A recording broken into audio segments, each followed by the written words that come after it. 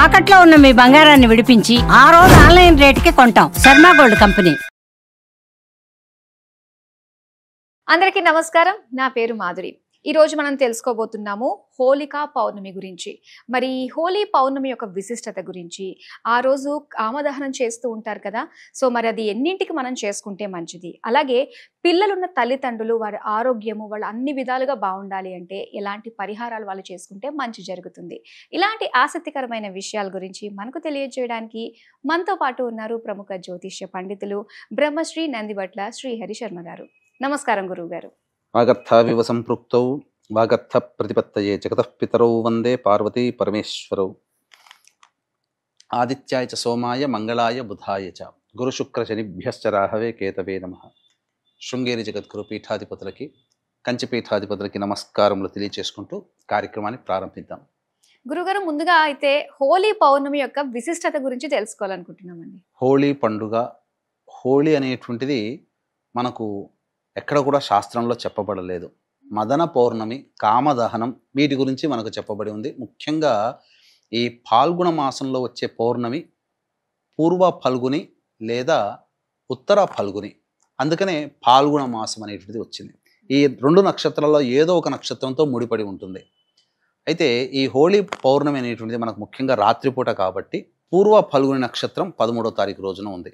కానీ ఈసారి ప్రత్యేకించి 13వ తారీఖు రాత్రిపూట ఉండేటువంటి పౌర్ణమి సమయం మాత్రం ఉత్తర ఫల్గుని నక్షత్రంతో ఉంది. అంటే ఉత్తర నక్షత్రం అమ్మవారి యొక్క జన్మ నక్షత్రం, లక్ష్మీ అమ్మవారి యొక్క జన్మ నక్షత్రంగా చెప్పబడి ఉంది. కాబట్టి లక్ష్మీ అమ్మవారు పౌర్ణమి రెండూ ఉన్నాయి కాబట్టి ధనపరమైనటువంటి సమస్యలతో బాధపడేటువంటి వాళ్ళు, మరీ ముఖ్యంగా సంతానం ఉన్నటువంటి ప్రతి తల్లిదండ్రులు తన సంతానం ఆరోగ్యంగా ఉండాలి అంటే ఆడ మగ అనేటువంటి సంబంధం లేదు, అటువంటి వాళ్ళు కొన్ని నియమాలు పాటించాలి. ముఖ్యంగా ఈ హోళికా పౌర్ణమి అనేటువంటిది రావడానికి గల ప్రధాన కారణం మనకున్నటువంటి తెలిసినటువంటిది భాగవత పురుషుడు ప్రహ్లాదుడు, హిరణ్యకశిపుడి యొక్క కుమారుడు. విష్ణు భక్తి పరాయణుడైనటువంటి ప్రహ్లాదుని యొక్క భక్తి మరల్చడం కోసం హిరణ్యకశిపుడు చేయని ప్రయత్నం అంటూ లేదు. ఆ హిరణ్యకశిపుడికి హోళిక అనేటువంటి ఒక రాక్షసి ఉంది. ఆమెకు ఒక గొప్ప వరం ఏంటనంటే అగ్నిలో ఆమె ఎంతసేపు ఉన్నా ఆమె శరీరం కాలదు, అంతటి వరాన్ని పొందింది. అంతటా తన అన్న అయినటువంటి హిరణ్యకశిపుడు పడుతున్నటువంటి వేదనని చూసి ప్రహ్లాదుడిని నేను మారుస్తాను, నేను సంహరిస్తాను, ఎందుకంటే అనేక ప్రయత్నాలు ఏనుగుతోని పాములతోని కొండమించి పడేయడాలు ఇలాంటి అనేక రకాలైన నీళ్లలో పడేయడాలు అనేక రకాలైనటువంటి ప్రయత్నాలు చేసినా జీవించి ఉన్నాడు. ఇక మిగిలింది అగ్ని. కాబట్టి నాకు అగ్నిలో దహనం ఉండకూడనటువంటి వరం ఉంది, నేను చేస్తానని చెప్పి చిన్నపిల్లవాడిని ఒళ్ళో కూర్చోబెట్టుకొని చితి పేర్చుకొని అందులో దూకింది.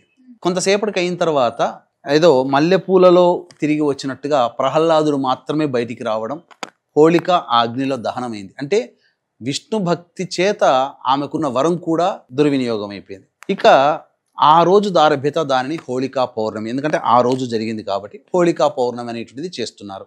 అయితే మనం చూసుకున్నట్లయితే 13వ తారీఖు రోజున ఉదయం 10:36 ఈ యొక్క పౌర్ణమి తిథి ప్రారంభమైంది. 14వ తారీఖు 12:26 వరకు ఉంది. అయితే పౌర్ణమి తిథి ప్రారంభం అవడంతోనే భద్రాకరణం అనేటువంటి తిథి కూడా ప్రారంభమైంది. ఈ భద్రాకరణంలో శుభమైనటువంటి ఈ హోళికా కామదహనం అనేటువంటిది చెయ్యరు. ఎప్పటి వరకు ఉంది? రాత్రి 13వ తారీఖు రాత్రి 11:36 వరకు ఉంది. కాబట్టి 11:36 నుంచి 12:26 వరకు ఉన్న సమయం హోళికా దహనం, కామదహనం చేయడానికి ఉన్నటువంటి ప్రాశస్తమైనటువంటి సమయంగా చెప్పబడింది.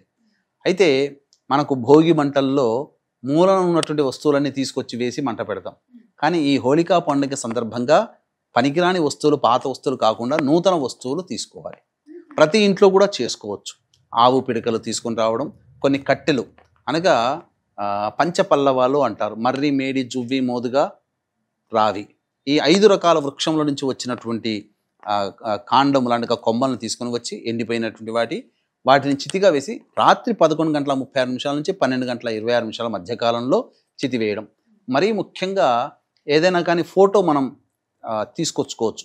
హోళికా సందర్భంగా అగ్నిలో హోళికా రాక్షసి ఒడిలో ఉన్నటువంటి ప్రహ్లాదుడి చిత్రపటాన్ని తీసుకుని వచ్చి అందులో వేసి అప్పుడు చితి పేర్చడం. తదనంతరం అదంతా పూర్తి అయిపోయిన తర్వాత ఆ యొక్క విభూతిని ఇంటి చుట్టూ చల్లుకున్న, ఆ విభూతిని నీటిలో వేసి ఆ నీటితో తెల్లవారి పిల్లలకి కుటుంబ సభ్యులందరూ స్నానం ఆచరించిన ఆ విభూతిని ఒంటికి రాసుకున్న ఈ హోళికా పౌర్ణమి రోజునే చేయాల్సినటువంటి పని. తద్వారా ఏమవుతుందనంటే పిల్లలకి అపమృత్యు భయ దోషాలు తొలగిపోతాయి. మరీ ముఖ్యంగా ఈ సంబంధించినటువంటి నరదృష్టి నరఘోష ఇంటికి పట్టినటువంటి నెగిటివ్ ఎనర్జీ అంతా కూడా పోతుంది. అందుకనే ప్రతి పూర్వకాలంలో ఇప్పటికీ కూడా ఈ కామదహనం అవ్వగానే ఆ బూడిదని తీసుకుని వెళ్ళిపోయి ఇంటి చుట్టుపక్కల చల్లుకుంటారు, ఇంట్లో పిల్లలకి పూస్తారు, స్నానం ఆచరించే నీటిలో వేస్తారు. ఇక అయితే ఈసారి 14వ తారీఖు రోజున ప్రపంచవ్యాప్తంగా కొన్ని దేశాల్లో America, Canada, Mexico, Africa, New Zealand, south Africa, ఈ ఆస్ట్రేలియా, జపాన్ వంటి దేశాలలో ఈ యొక్క హోళికా పౌర్ణమి సందర్భంగా గ్రహణం కూడా ఏర్పడుతుంది. ఆ దేశ ప్రాంత ప్రజలు దీన్ని ఆచరించాలి, నియమాలు ఆచారాలు పాటించాలి. మన భారతదేశంలో కనిపించకపోయినప్పటికీ కూడా భారతదేశంలో దీని ప్రభావం ఉంటుంది కాబట్టి, ముఖ్యంగా కన్యా రాశిలో ఈ యొక్క గ్రహణం ఏర్పడుతుంది కాబట్టి వృషభ, మిథున, సింహ, కన్యతుల, ధనుస్సు, మకర, కుంభమీన రాశిలో జన్మించినటువంటి వారికి ఈ పౌర్ణమి లేదా గ్రహణ తదనంతరం కొన్ని ఇబ్బందికర సమస్యలు నిజ జీవితంలో ఏర్పడతాయి. కాబట్టి అవి వాటికి సంబంధించి పౌర్ణమి సందర్భంగా దేవతా ఆరాధనలు కనుక చేసుకున్నట్లయితే, ముఖ్యంగా ఇష్టదేవత ఆరాధన చేసుకుంటే తప్పకుండా ఆ దేవత రక్షిస్తుంది. గ్రామదేవత, కులదేవత రక్షిస్తుంది, అందులో సందేహం లేదు. అయితే వీటితో పాటుగా మన పీఠం ఆధ్వర్యంలో ఈ యొక్క గ్రహణ సందర్భంగా చెప్పినటువంటి వృషభ, మిథున, సింహ, కన్యతుల, ధనుస్సు, మకర, కుంభమీన రాశిలో జన్మించినటువంటి వారికి ఈ యొక్క గ్రహణదోష నివారణార్థమే గ్రహణదోష నివారణ పూజలు, హోమాలు పర్ హెడ్ 2100 రూపాయలకి చేయించడం జరుగుతుంది. అవకాశం ఉన్న వాళ్ళు కార్యక్రమం తదనంతరం కాంటాక్ట్ చేసి గోత్రనామాదులు నమోదు చేసుకోవచ్చు. అయితే పిల్లలు ఉన్నటువంటి ప్రతి తల్లిదండ్రులు చేయాల్సినటువంటిది విధిగా ఏంటంటే, ఈ హోళికా దహనం ఉండేటువంటి చెప్పాం కదా 11:30 నుంచి 12:26 మధ్యకాలంలో భద్రాకరణం ఉన్నందున పూర్వకాలంలో ఇప్పటికీ పల్లె ప్రాంతాలలో చేసేటువంటి అమ్మవారికి చద్ది పెట్టడం అంటారు. ఐడియా ఉందమ్మా? పిల్లల పేరు మీద చద్దిని ప్రిపేర్ చేస్తారు. ముందు రోజు రాత్రి పెట్టవలసినటువంటి రోజు కంటే ముందు రోజు రాత్రి చద్దిని అనగా ఈ పెరుగన్నాన్ని తయారు చేస్తారు. చేసి తెల్లవారి ఆ పెరుగు తోడుకున్న తర్వాత, అన్నము పెరుగు తోడుకున్న తర్వాత దానిని అమ్మవారి గ్రామదేవతకు కానీ లేదా ఎల్లమ్మ, పోచమ్మ, మారెమ్మ ఇలాంటి ఇంట్లో ఉంటాయి చుట్టుపక్కల ఆ దేవతలకు కానీ, లేదా శివాలయంలో ఉండేటువంటి అమ్మవారి దుర్గా లేదా పార్వతీ అమ్మవారి దేవాలయానికైనా వెళ్ళి ఆ అమ్మవారికి అభిషేకము జరిపించి ఆ పెట్టినటువంటి తయారు చేసుకున్నటువంటి చద్దిని నైవేద్యంగా అమ్మవారికి పెట్టి ఆ యొక్క నైవేద్యాన్ని పిల్లలందరికీ కూడా పంచిపెడితే ఆ యొక్క కుటుంబంలో ఉన్నటువంటి వ్యక్తులకి ఈ యొక్క అపమృత్యు భయదోషాలు, గండ దోషాలు తొలగిపోతాయి. పిల్లలు సంపూర్ణంగా, ఇక్కడ మగ ఆడ అనేటువంటిది లేదు, సంపూర్ణంగా అందరు పిల్లలు కూడా ఆయురారోగ్యాలతో ఉంటారు.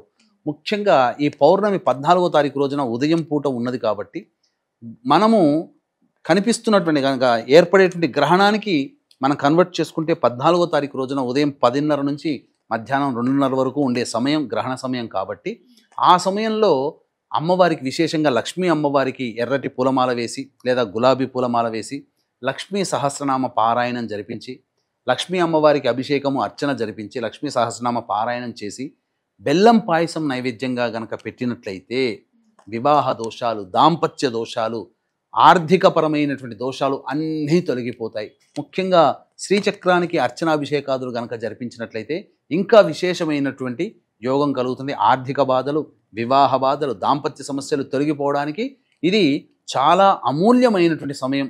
పౌర్ణమి మరియు శుక్రవారము ఉత్తరా నక్షత్రం కలిసి ఉండడం అనేటువంటిది చాలా అరుదైనటువంటి సంఘటన. ఈ అరుదైనటువంటి సంఘటనతో పాటుగా గ్రహణం కూడా కలిసి రావడం మహా అరుదుగా చెప్పవచ్చు. కాబట్టి అవకాశం ఉన్న వాళ్ళు చెప్పినటువంటి విధి విధానాల్ని చేసి దైవాత అనుగ్రహాన్ని పొంది తరించవచ్చు. లేదా ఇవేవి చేసుకోలేకపోతున్నామనంటే ఈ సంబంధించినటువంటి గ్రహణ దోష నివారణ కార్యక్రమంలో మన పీఠం ఆధ్వర్యంలో జరిగే కార్యక్రమంలో గోత్రనామాదులు నమోదు చేసుకోవచ్చు. చాలా సంతోషం గురుగారు. పౌర్ణమి గురించి చాలా ఆసక్తికరమైన విషయాలు మాతో పంచుకున్నందుకు ధన్యవాదాలు. సర్వం శ్రీ ఉమామహేశ్వర పరబ్రహ్మార్పణమస్తు.